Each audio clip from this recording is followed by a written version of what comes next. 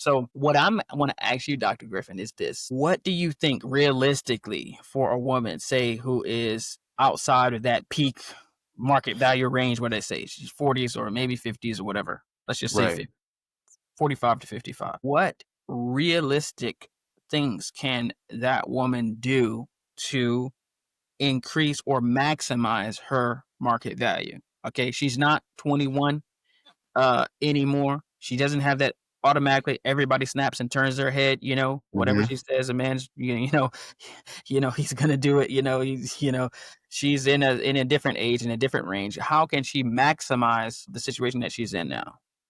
So the first thing that always comes to mind, and it's the same thing we told the guys, try to get physically fit, right? That's something you should be doing anyway, whether you're married or not. We all should be doing this, and it's a struggle we all have, especially the way we live in America. And, you know, but anyway, that's something you could work on right from the get. You should be working on that. And it shouldn't be with the mindset of, I need to do this to get married. Because as soon as you get married, you're going to do, yeah, I can get sloppy again, right? No, you should be trying to change your mindset of how you actually interact with how your life operates, how you eat, how you exercise, your activity, right? And it has so much different positive aspects to that that will actually play into the next part, I would say, is you really have to work on those intangibles, right?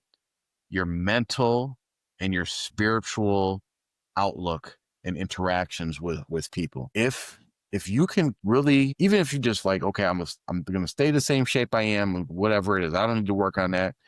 If people start interacting with you, and believe me, it's gonna get back to the men, and they realize like you're pleasant to be around, you're soft spoken, you're obedient, you're smart, you got a good personality, you're religious. There's gonna be men chasing after you, right? There's certain intangible things that men, no matter what you look like, they're going to find you beautiful if they see these qualities in you. I seen a video the other day. It's a comedian. I don't know his name, but he was interviewing some white lady.